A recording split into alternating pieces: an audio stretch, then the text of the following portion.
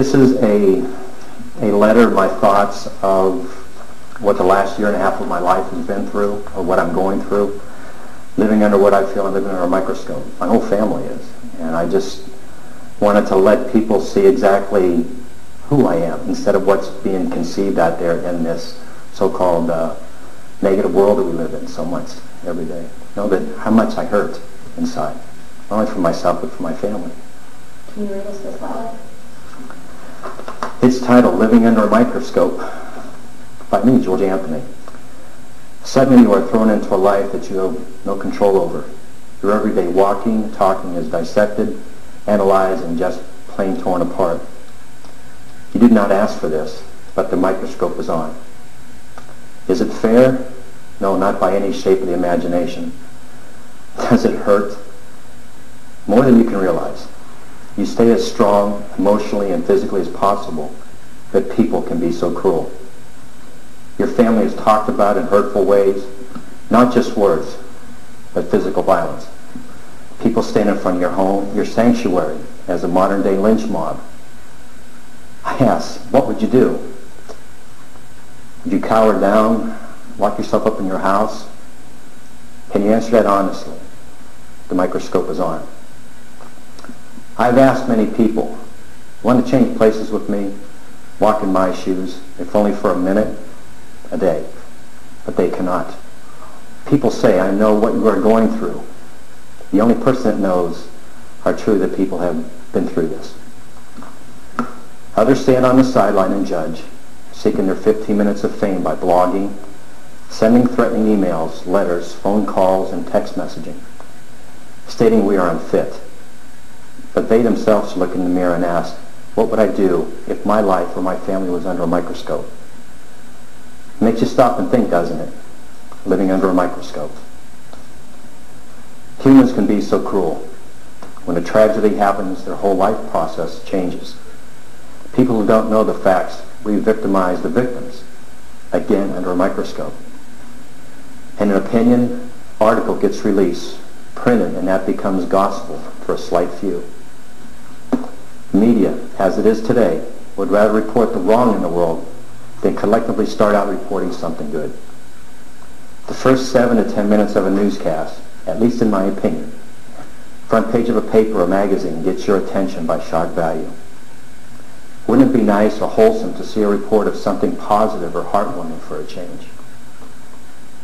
You're photographed and videotaped without your knowledge or permission. An etching of a loved one is made fun of. How hurtful. I personally am proud of the etching and the tattoo on my skin, or in my skin, because Kaylee is forever with me. Under a microscope, I personally look at life differently, finding ways to help others, be it through some life-changing advice or being there to help them when they fall. That is the right thing to do. God-like gestures, that's what is needed, living under a microscope. That's my words, that's me, this is what I feel, this is what my life has been like the last year and a half. This typed copy is of this written copy that I had done, and this is what I wanted to be put out there about me and about my family, about my wife, about my son, also about my daughter, even my granddaughter, what's been done to her. Things have been said about her that I think are wrong. She's forever in my heart, forever in my mind. She's on my skin. She's inside of me. My daughter, even when I got my ears pierced, I did that for my daughter, for her. If I could have gotten something else for her, that would have been fine, but I knew that someday maybe she would see those. She asked me about 2 years ago, hey Dad, just out of a funny way, you got some big earlobes, Dad. Boy, those would be good piercing. And I never thought about doing anything like that. But I went when I got the tattoo. Shortly after that is when after I got the tattoo, that's when I went and got something for Casey.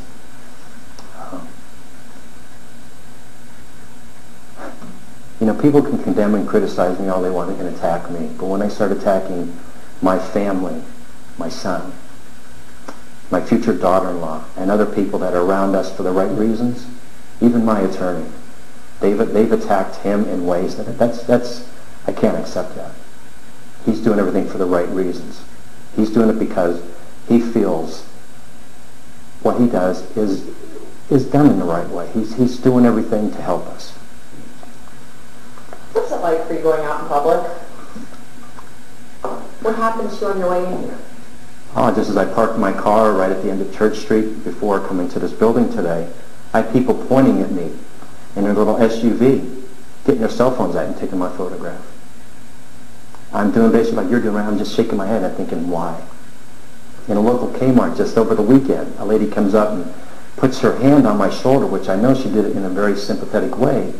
But after a minute or two into the conversation, she's talking about her husband, what he would have done to people if they were out in front of his house like I did, saying he'd go out and attack them like I did.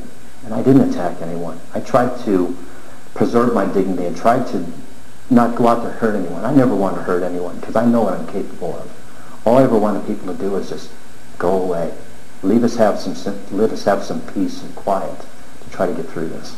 Sure, it's at the point there are a lot of people that'll see you and Cindy out in public for the first time and think, wow, like I just want to go up and hug them. I just want to go up and give my condolences. Like at some point, do you just wish people would say, maybe wink at you or wave or something and just leave you alone?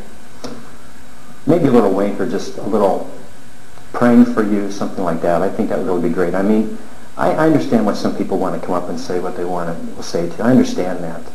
But I can look at in my point of view as, I don't want to say I'm some kind of celebrity or personality because I'm not. I'm just George. But I know when I've met different people in my lifetime, I'm thinking of the first time I met Shaquille O'Neal. I wasn't in awe. I mean, I was in awe of the size of the guy, but I wasn't in awe going up to him, or at least standing at a distance like we are right now and saying, Shaq, how you doing, buddy? And I'd walk away. I felt comfortable with that. Would I want to invade his space or say anything negative to him or hurt him? No, absolutely not. It's just amazing what. Let's say I meet 10 people in a day. 9 of those people are very sympathetic. They're very. You can see it from their heart. And you can see it in their eyes. How gracious they are. You get that one person or that half a person. They won't be within 5 feet or 10 feet of you. They'll be across the street. They'll yell something sensitive to you, or say something about my daughter. Does that hurt? Oh, you don't know. Do I want to lash out? I would love to lash out. But then again, that's going to create a circumstance I don't want to do. I'm not really that kind of guy. I would rather just go on and say, God bless you, have a nice day, or just plain walk away without saying anything. I know that in the past you have had a few moments when everybody was in front of your house that people were just egging you on and you exploded. Right. And I know it's not something that you're proud of. No. And you still see it. I mean, what do you tell people about those moments? I tell people I was at the lowest part of my life. I was thrown into a situation that there's no book or no printed word for how you're supposed to act in a certain circumstance. I was just lashing out because I hurt. I still hurt. But I hurt differently now than I did a year and a half or even a year ago or even last month. I hurt differently now. I feel sorry for the people that have done some of the things they've done to us collectively, whether it be physically spitting on us, pushing us, lashing out, saying words, or condemning us, something like that. I look at things a lot differently now than I did, let's say, a year and a half ago. I think I've grown. Am I still as bothersome by? Oh yeah, I go to bed at night sometimes, and I still try to get 4 or 5 hours of sleep, if I get that still. I still go and wonder why this happened. How could this happen to a family that just was going along? Everything was going well up until June and July of 2008. That's when our whole life changed. Our whole family's life changed. The whole dynamic, our whole everyday living, our eating, our sleeping, our whatever it is, everything has changed forever. It's never going to be the same. Sure, I'm sure 6 months or a year from now, if this stuff comes about from my daughter,